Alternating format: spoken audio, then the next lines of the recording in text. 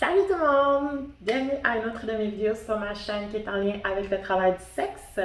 Si c'est votre première fois sur ma chaîne, juste pour vous mettre un petit peu en contexte, j'ai parti cette chaîne-là parce que je voulais montrer aux gens que être travailleuse du sexe, c'était pas si mal que ça. Que non, c'était pas, il n'y avait pas seulement des points négatifs, il y avait aussi des points positifs. Et que pour ma part, parce que la chaîne concerne surtout moi, ça m'a même permis de m'épanouir et de devenir l'exceptionnelle personne que je suis aujourd'hui. Joke à part, je vous invite à faire un petit j'aime à la vidéo à la fin si jamais vous l'avez aimé. Je vous invite également à vous abonner à ma chaîne en cliquant sur la petite cloche et vous pouvez également laisser des commentaires ou sinon me suivre par les réseaux sociaux et venir m'écrire en privé, soit sur Facebook, Instagram ou encore par courriel. Toutes ces informations-là sont dans ma description. La vidéo d'aujourd'hui, j'avais envie qu'on discute de... C'est drôle parce qu'au début, j'ai dit il n'y a pas seulement des points négatifs, il y a aussi beaucoup de points positifs. Mais la vidéo d'aujourd'hui est en lien avec les points négatifs par rapport à ce milieu-là. Parce que oui, pour ma part, j'ai découvert qu'il y avait beaucoup de points positifs. Mais là, on va être honnête entre nous autres, là, il y a aussi des points négatifs. Mais on va encore être plus honnête entre nous autres. Dans n'importe quoi dans la vie, il y a des points négatifs. Back in time, je travaillais comme éducatrice spécialisée. Puis, autant que c'est un merveilleux, merveilleux domaine, autant que c'est vraiment enrichissant aussi, autant que tu fais du bien à du monde, tu as du monde. Puis, pour vrai, c'est vraiment utile aussi dans la vie d'être éducatrice spécialisée. J'ai trouvé autant de points négatifs à ce domaine-là, de toute façon. Parce que pour moi, oui, le milieu est positif, mais ce que moi, ça m'apportait, c'était principalement des points négatifs. Non pas par rapport au milieu nécessairement, mais par rapport bon, à mon style de vie, par rapport à où c'est que je vais m'aligner, par rapport au fait que j'étais tout le temps fatiguée parce que pour moi, qui a un déficit d'attention, on dirait que quand que je dois trop me concentrer, je deviens avec un mal de tête instantané et quand j'ai mal à la tête, oublie ça, je me concentre plus. Puis mes fins de journée à moi, parce que je devais me concentrer énormément, beaucoup, mes fins de journée à moi étaient super épuisantes. Puis la seule chose que je devais faire quand j'avais fini de travailler, c'était d'aller me coucher. OK? That's it, je ne vais rien faire d'autre. Donc, ça fait aussi partie des points négatifs quand que j'étais éducatrice spécialisée, puis je pourrais continuer. Mais ce n'est pas le but de ma vidéo aujourd'hui de parler d'éducation spécialisée. Ma vidéo d'aujourd'hui, je vais vous parler pour ce qui est du travail du sexe. C'est quoi les points négatifs? Parce que oui, en effet, il y en a. Je tiens à rajouter que la vidéo, je vais la faire en deux parties parce que il y a vraiment beaucoup de points négatifs dans ce milieu-là, OK? Et je ne ferai pas le tour de tous les points négatifs, mais je vais essayer de vous en dire le plus possible. J'espère que vous allez aimer la vidéo d'aujourd'hui.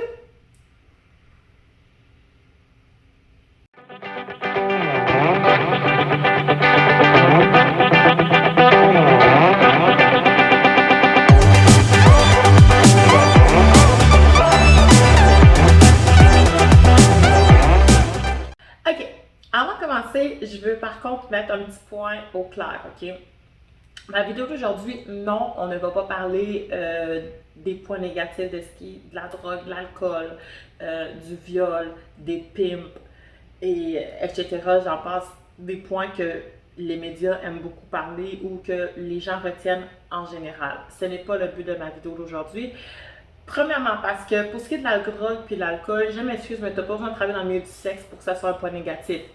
On va se dire, il y a beaucoup de monde qui prend de la drogue dans la vie, il y a beaucoup de monde qui boit dans la vie, puis ça n'a même pas rapport avec le travail du sexe. Ensuite, pour ce qui est du viol, excusez-moi, c'est un peu sensible comme sujet, mais c'est la même affaire aussi. Mais je veux dire, tu peux avoir un emploi normal, puis il peut t'arriver cette catastrophe-là, pareil, ce traumatisme-là quand même.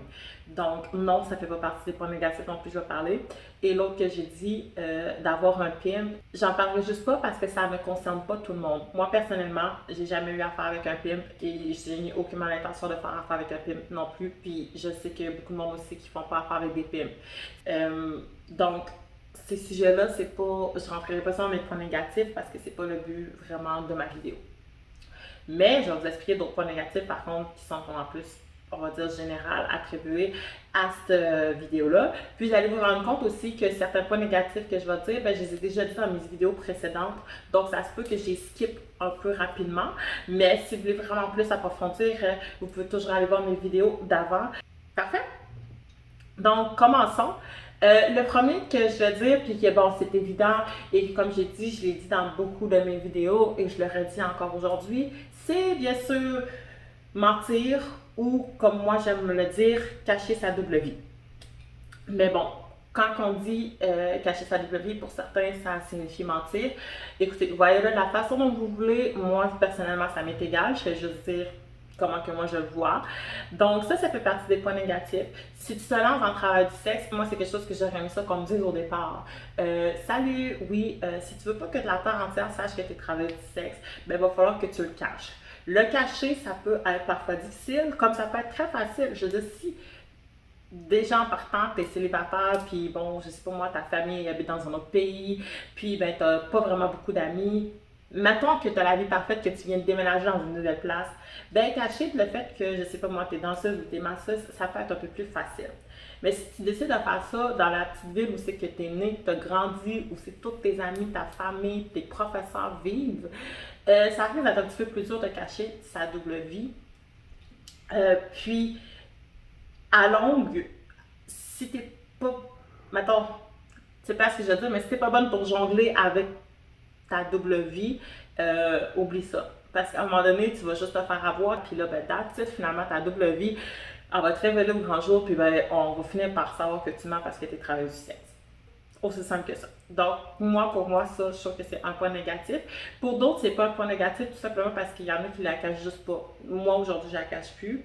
Je veux dire, à un moment donné, ça devient tellement lassant, ça devient dur sur le moral, sur ma personne. Fait que je préfère juste comme dire, écoutez, guys, c'est ça que je fais. Je veux pas faire ça le reste de ma vie, mais c'est ça que je fais. That's it.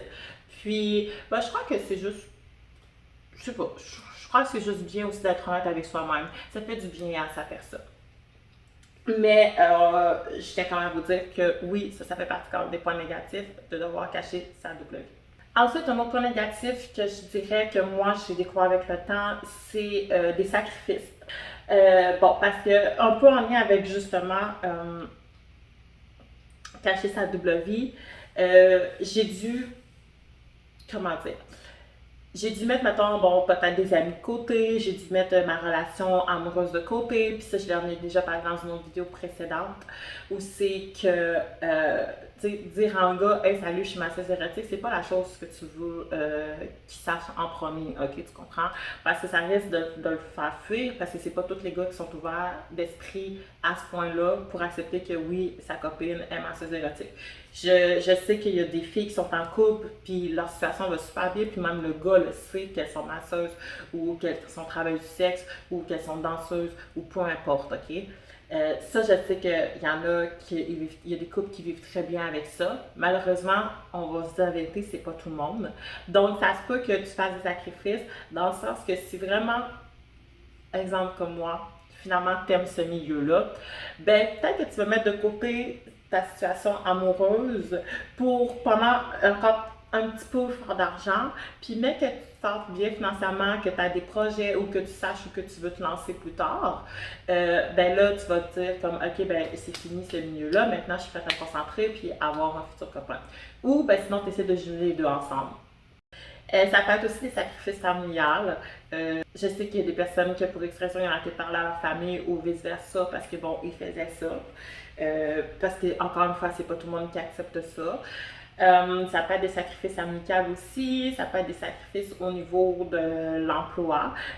Donc, je trouve que ce milieu-là amène à devoir faire des sacrifices. Je parle pas de faire des sacrifices énormes, là, on va se le dire, mais oui, ça l'amène à faire quelques sacrifices. Ça, pour moi, ça a été un autre point négatif.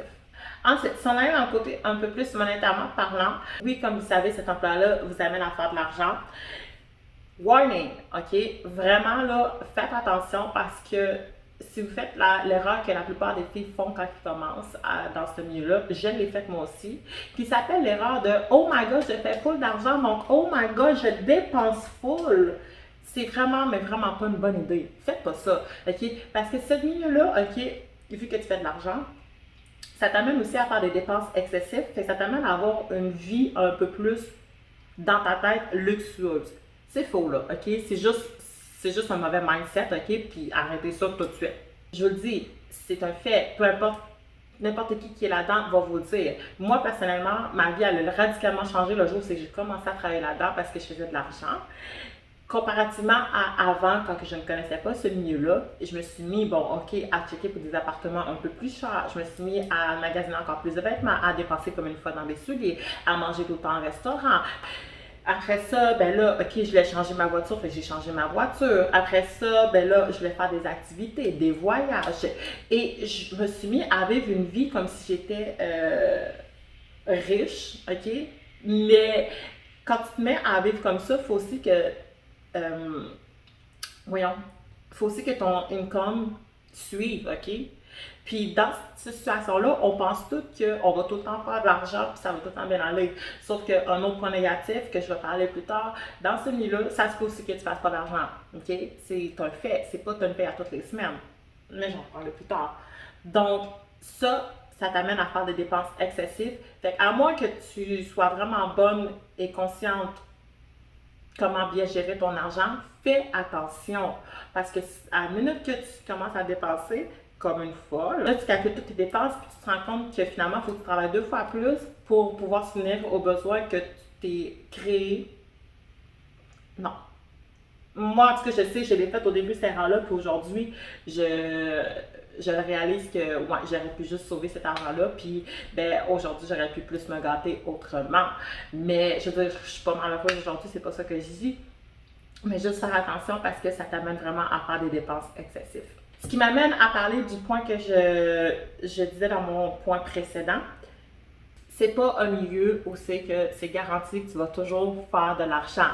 Tu peux avoir des super de belles journées, des super de beaux chiffres où c'est que tu fais genre 1500, clac, that's it.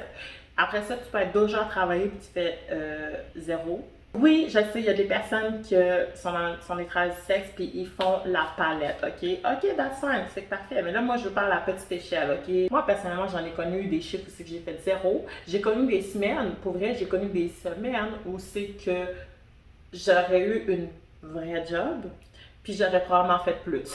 J'ai connu des semaines vraiment horribles. Donc, oui, ma prochaine vidéo, je vais parler des points positifs de justement à travers le sexe. Oui, l'argent peut être un point positif, vous le savez déjà que je vais le nommer, mais attention parce que l'argent peut être aussi un point négatif, OK?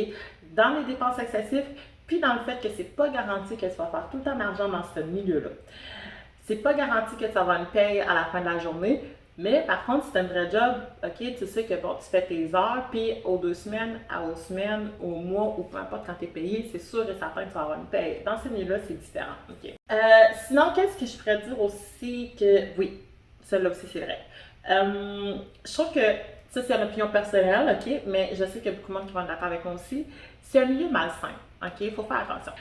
Parce que, encore une fois, oui, l'argent est bonne, mais ça rentre dans la tête, ça joue dans la tête, c'est, ça devient une affaire que j'en veux plus, donc je vais en faire plus parce que j'en veux plus, donc je vais en faire plus parce que j'en veux plus.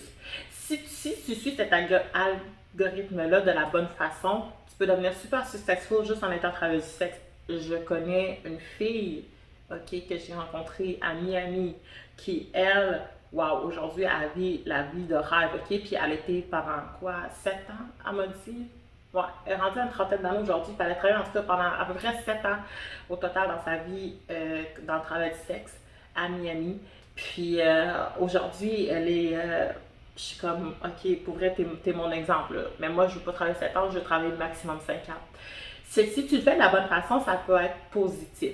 Mais, comme je l'ai dit, ça peut être aussi un milieu malsain dans le sens que si tu ne fais pas de la bonne façon, tu peux te ramasser finalement plus pauvre que ce que tu penses. Tu peux te ramasser, je sais que j'ai dit que j'en parlerais pas, mais c'est quand même un fait. Tu peux te ramasser dans le drogue, tu peux te ramasser dans la rue, tu peux te ramasser finalement à vivre une vie dont c'est pas ça que tu t'attendais.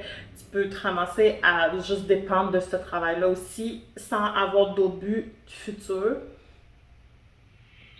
Parce que, encore une fois, comme j'ai dit, bon, ok, le sexe, l'argent et tout ce qui vient aux alentours de ça te rentre dans la tête. Puis si tu fais pas les bons choix, puis que tu n'essaies pas d'évoluer à travers ce milieu-là, ben ça se peut que finalement, tu finisses à faire encore ça dans 15 ans. puis finalement, tu n'auras juste pas évolué dans ta vie. Et moi, ça, je pense pas que c'est une bonne façon de montrer que le travail du sexe, ça peut être positif.